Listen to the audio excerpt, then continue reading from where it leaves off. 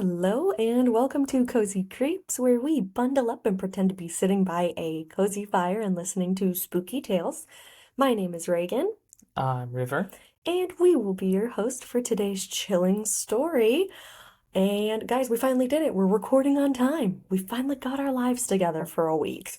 Only for 1 week. 1 week only, because next week we're moving, so pray for us. Well, we'll see what happens. Recording might be a little late, or we're just gonna have to figure out how to record sooner, because it's a little bit of a challenge. We work opposite schedules, so that way we don't have to put our kid in daycare, so it's a challenge. It's a real struggle figuring out when to record. Yeah. But we'll get there. Today's episode 2 is gonna be a lot shorter. I know the last couple have been like almost an hour or over an hour. Today's is a lot shorter, thankfully. I want to spoil y'all. Yeah, can't give y'all too much. That would be crazy. Plus, it's a paranormal one, and I feel like the paranormal ones, like, unless it's a big, big story, like Amityville or Robert the Doll or whatever, you're not really finding a whole lot of information. And that goes for the story as well. I finally found one source that had all the information I needed on it. Everything else was like half a page. Like, I'm like, why is there not more info? I know there's more info because I've heard episodes of podcasts about this thing. Where is it? But I found it. So yay. So, with that, are you excited? You ready? I am, and today's beverage tonight is Oh yeah, a our rosé. our cozy beverage for tonight for both of us is a rosé because moving is hard and our toddler is crazy. Well, and all the lovely people that I used to work with decided to not only spoil me, but also it was my birthday, so Oh, a lot of wine and desserts came in. yeah, he got one of his coworkers, or one of his now old coworkers, gave him a trifle It's like 2 feet tall that's in in a in a vase vase. that's literally like this big. Like the dessert part of it is this big. It's insane. It's huge. It's delicious, but it's huge. Like Yeah, I don't know how we're gonna eat all of it. with our mouths, preferably spoons, maybe like long spoons. It's quite a it's quite a deep. It's huge. I don't know what we're gonna do with all of this. It's a little wild, so we will see. The wine Sorry, is good. guys. The wine is good. The wine is good. Il est de Gonas, le rosé. It's French. And guys, just like that, we became a wine podcast. Woo! You know what? We got a lot of wine to feature. Not sponsored. Not sponsored. Oh, will someone sponsor us? That'd be pretty dope, actually. Someone wants to sponsor us, hit us up. We'd love it. That's all. But, all right, enough rambling. With that, we're going to get into our stories. So let's bundle up in our favorite blankets, grab your comfort drinks, and let's get creepy. So, today's story is commonly known as Busby's stoop chair or just Busby's chair, or also very commonly known as the chair of death. Oh, Busby's. Weren't those the things you drink and get at Buc-ee's? Those are buzz balls.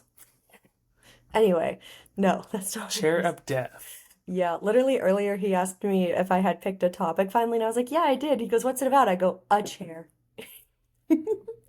Tell me more right now. Tell me more about this chair. So our story starts, this is in I believe this is in Britain, actually. So our story starts in North Yorkshire. Yorkshire? Sorry, I know how to say it, I just stumbled. In North Yorkshire with Thomas Busby and his father-in-law, Daniel Oddie. Now, Oddie lived on a farm near the town of Kirby Wisk, which offered like the perfect space and seclusion for his illegal coin counterfeiting business that he was doing. What year did you say this was? This is going to be in the late 1600s to early 1700s. I Ah, didn't say the year. So him and Busby's relationship starts in the late 1600s and will progress into the early 1700s. So Busby, who was not only the owner of a local inn in Sandhutton, which was about 3 miles away from Audie's farm, he was also the husband of Audie's daughter, Elizabeth. And he just decided that the perfect way to bond with his father-in-law, really good way for them to, join forces, was to join him in the coin counterfeiting business. Obviously, make it a family affair. do you know there's a second daughter? His name was Shouty. And I end the recording. Just kidding, I won't end the recording for that, but I'm sorry you all had to hear I was it. in the chamber since he said Audie. I want you all to know this is my life on a daily basis. Every day. At some point, something weird like that is said. Anyway, back to it. So, even though, their bonding activity was illegal coin counterfeiting, Audie and Busby's relationship was actually not that great, and it was actually reported that Busby was regularly angry and annoyed with his father-in-law for one reason or another. They didn't really like each other that much. I wonder if it was the illegal and illicit activities. I feel like it was probably before that. Who knows? I mean, keep in mind, this is his father-in-law. Maybe he has something against the guy from the get-go. Like, who knows? It's American. Just kidding. I don't know that. They're in Britain. No, I don't know. Anyway, one evening, Busby returns to the inn that he owns. He's drunk and he discovers that Audie is there, threatening to take his daughter Elizabeth back home with him. The two men had apparently been in an argument earlier in the day, but no one really knows if it was about Elizabeth or if it was about the counterfeiting business. But Busby's already mad, he's drunk, and he becomes even more enraged when he sees Audie sitting in his favorite chair. This man's possessive of this chair, as we're gonna learn. Is the chair described? Like, do we know what kind of chair it was? There are pictures of it on the internet. I can actually just show you it really quick. It's Please. literally a wooden chair. Like, Oh, the suspense, the cliffhanger. It's literally a wooden chair, guys. It's I'm so thinking like dumb. it's just like some plushy lazy boy and like No, it's literally like I know it's the 1600s and lazy boy probably was not it's around. literally this on a chair. Why you covering? Because you'll find out why later. Ah, But it's a okay. wooden chair. I'm not gonna lie, that's a pretty nice It's a chair. pretty sturdy looking chair, Pretty honestly. pretty. It's got like it looks like your imagine your grandma's rocking chair. Looks like Ron Swanson made it and put his heart and soul into it. So you know it's comfy. Anyway, so he sees Audie sitting in his favorite chair, and he's pissed. So he grabs Audie and throws him out of the inn, kicks him out, gets him out, and he's so mad.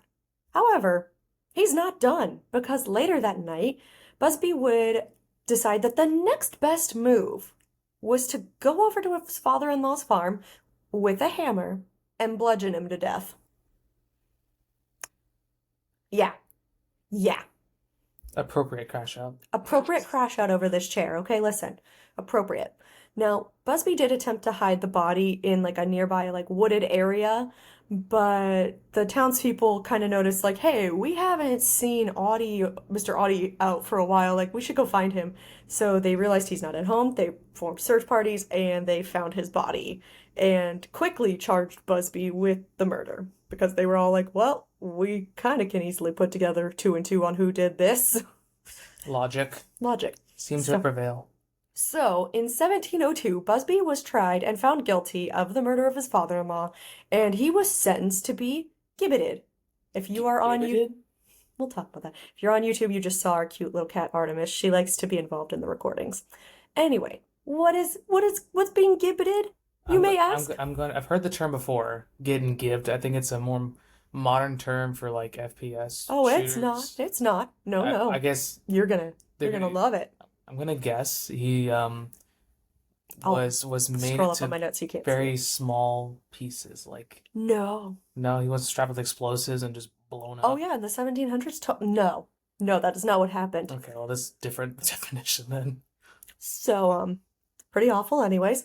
So Busby was hung from what is called a gibbet, hence the term, which is an iron or wooden cage. Like, think whenever you're watching movies from like, for us Americans, I'm gonna say like pre-revolutionary period, because we all know what that means. Like early 1700s and before. Like, you know how outside of prisons in like those movies they show people just in these god-awful looking cages?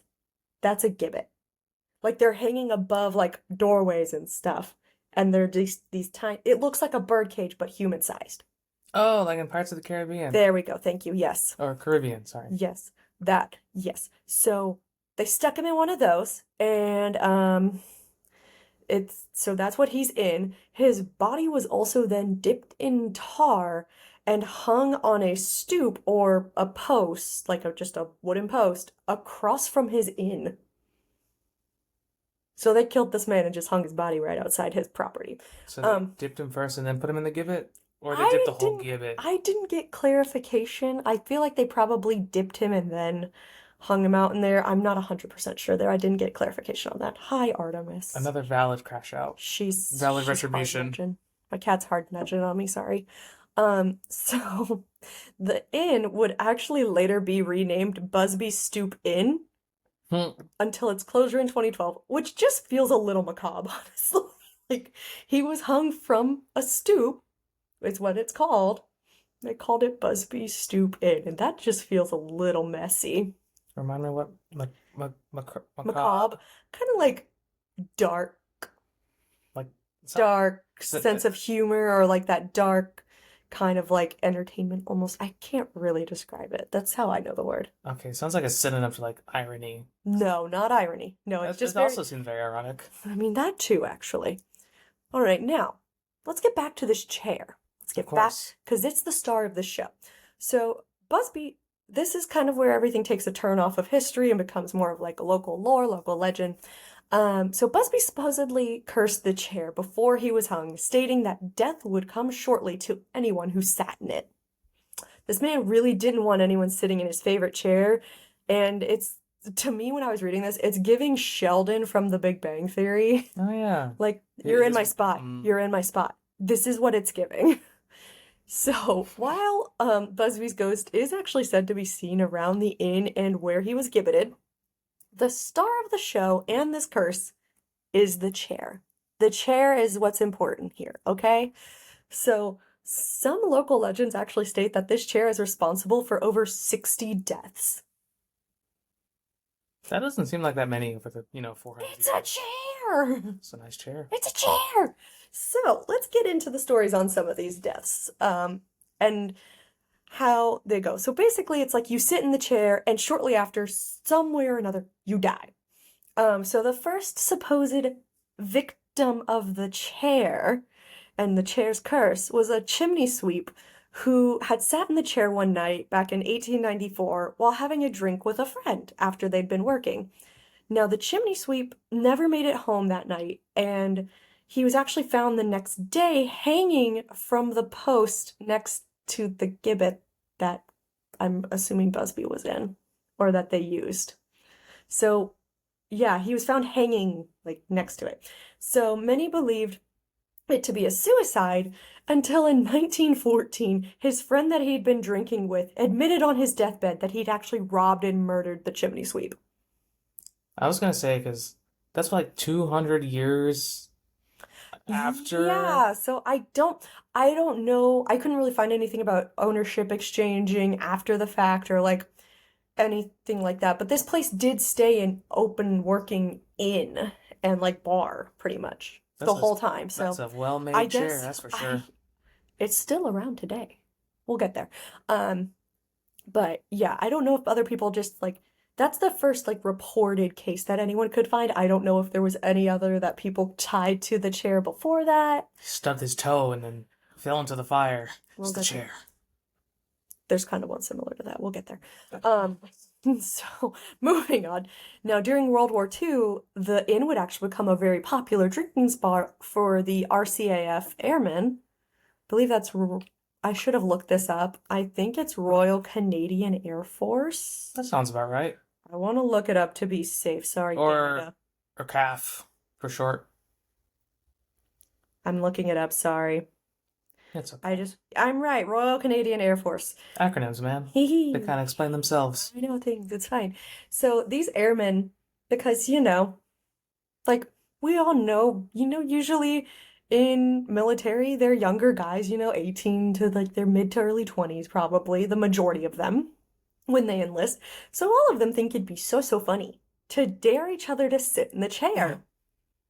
Those Yeah. who did sit in the chair, however, never returned home from some of their missions. Correlation. It was World War II. I know, it's like, that one's kind of a stretch, but also like, Do I get my survive the chair patch for my Boy Scouts? no. No. You can't actually. We'll get there. We'll talk about that.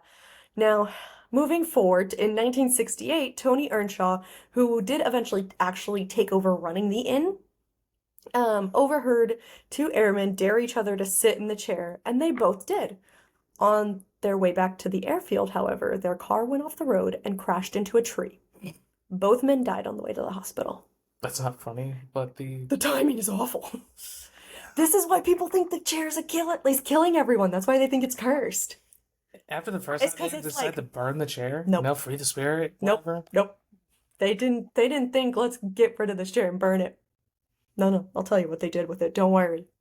So, through the 1970s, the chair's body count kept getting higher. Victims included a cleaning lady who was diagnosed with a brain tumor shortly after bumping into the chair. Fucking hell. She didn't fall into a fire, but she did get a brain tumor. Yikes.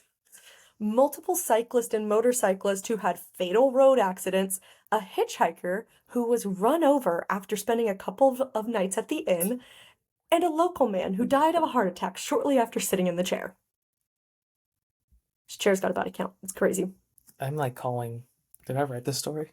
I did not. No. Listen, all I gotta say is Busby said don't touch my chair, and he meant it. Don't touch that That's a chair. man of his word. I Don't respect that. Touch that freaking He- chair, man. Binding vow. Right? But wait, there's more. There's more. So a group of builders had been in the inn drinking, and they were teasing their youngest member of their team until he finally was like, okay, fine, I'll go sit in the chair. Later that day at the build site they were working on, the young man fell through the roof of the building, landing on the concrete floor below and dying. Oof. Yeah. So after this, Earnshaw, who is now taken over and running the inn, decided that the chair was too dangerous and hid it in the cellar. Didn't destroy it, just hid it in the cellar. But this curse will find a way. So a delivery man from a brewery was in the cellar, I'm assuming dropping off beer, and he saw the chair and sat in it. He even told Earnshaw afterwards, like, that chair's way too comfortable. It shouldn't be here in the cellar. This is giving me It's not funny what happens next. oh geez, the little Oh, the spindle from Sleeping Beauty. Sleeping Beauty, yeah. When she's like, It's like, bro, it's finding a way. the curse will find a way. So after leaving the inn, the delivery driver's van went off the road, crashed, and killed the driver. Did no one decide to maybe look at the roads? Nah, it's the chair. So after this, Earnshaw was just like, this chair's gotta go. So in 1978, again, does not destroy it, doesn't do that. No, he donates it to the Thirsk Museum. Thirsk. Thirsk, yes. That's like, man, that's a Now, thirsty. his one condition for donating to the chair to the museum, because I mean, it's a historical, like, thing, you know, like it's been around since the 1600s. It's an old chair. It's a really old chair. It's been around for That's over been 300 linked to years. a bunch of people's deaths. Hmm. But I mean, it's a really old chair linked to an old murder. Like, yeah, like I'm sure a museum would want that. That's pretty cool. Like, there aren't many of those around anymore. I wonder if the chair's collecting souls. Maybe. Got to get to a certain number before the curse is broken. Unfortunately, it's not going to get many more, probably. So, Earnshaw's one condition for the museum was that they make sure no one ever sits in the chair again. So what did the museum do? They obliged, and they hung the chair up on the wall, high on the wall, so people couldn't get to it and sit in it. Challenge. People try. Rock climbers. Fun fact, they still try. That's why I covered the photo so you couldn't see us hanging off the ground. Oh, do you still have it up? I want to see it now hanging off the ground. Hold on, I'll pull it up for you. Yeah, so this chair is hanging off the ground so people cannot sit in it and hopefully not die from it anymore. You know, life. Gotta put that on our There you itinerary. go. Oh, okay. It's not even that high off the ground. It's high enough to where people can't get in the chair. Actually, I think it's also blocked by stuff too. I can't really tell in the pictures, but it is off the ground. Like, you can't get to I it. don't know if I'm allowed to show you. I want to show you. Like, that's a fine looking chair. Look at that. It is a beaut. That's We'll good. post it too so y'all can see it. But yeah. The museum, however, even though people know the lore behind this, we're still asking over the years to sit in the chair. Like, people left and right were asking. Like, the museum even admits, like, they probably could have made a lot of money, like, charging and letting people sit in the chair. $50 sit in the chair and survive a night. Right? Like, they probably could have. It would have been a great tourist attraction, honestly. They even had a Japanese film crew that had asked what the legal repercussions would be for sitting in the chair, Death. and the museum's response, death. I swear I didn't read the scripts. He did not read my notes beforehand. He was not looking. He was pouring more wine. Um, so that was just a good coincidence right there. I wrote this. But yeah, so that is pretty much that's the story of the chair of death. Like, is it just a bunch of weird coincidences Yes. or a really petty man's ghost obsessed with his favorite chair? We'll never know. I kind of like thinking it's the curse just because it's just wild. I will say the timing of everything and all of these events and deaths are very suspect. Theoretically, it could be linked to such a, Busby's buzzball, Shoddy's chair. Like, it was Busby's chair. It was I know. Busby's chair. How dare I you? gotta bring back Shoddy. That's Busby's chair. How dare you? He cursed that chair. Yeah, and look what happened to him. It He got him committed killed too. he committed murder The chair over that got- chair. The chair got him killed too. No, no, so- no. He cursed the chair on the way to being executed. Yeah, see, but connecting it, he killed someone, Over this chair. so therefore the chair got him killed. That's fair, I guess. Good argument. Yeah, so it's weird. I think the only ones that I could be like, no, it's just a coincidence are, like you said, the airmen in World War II. Specifically, like not the two who were driving and their car veered off. Like that Not one. the lady with the cancer, no. The mom kid, tetanus. Yeah, Was in a radiated chair. she bumped the chair and then found out she had a brain tumor. I think that one may have also just been unfortunate timing. Yeah, it's like, oh, holding hands get you pregnant. But it's like the car crash ones happening immediately. And those ones are kind of like, all right, that's a little weird. Like, that's a little or sus. maybe it's just a small farm town with very bad roads and people driving too fast. I don't know, Who man. knows? Who knows? I love the paranormal, but I also It's I'm hard to convince. yeah, he's a skeptic, but he loves the paranormal. He likes hearing the stories, but he's a skeptic. It's more fun to talk about. To me, it's more lighthearted. I can joke more about it. I think it's real. I mean, I don't know about all of this cursed stuff per se, but like, I think the paranormal and stuff is real. It's fun. It is fun. But with that, like I said, that is the story of the Chair of Death. So thank you guys again for joining us for this episode of Cozy Creeps. It is a shorter one, like I said, so y'all are free to go now. Bye-bye. Have fun. Again, we're gonna go through all of the regular end of show announcements because I'm gonna keep putting it in your ears Yeah. until I have more of you listening and going and following my stuff, Yeah. watching you. Thank you to South Korea Oh yeah.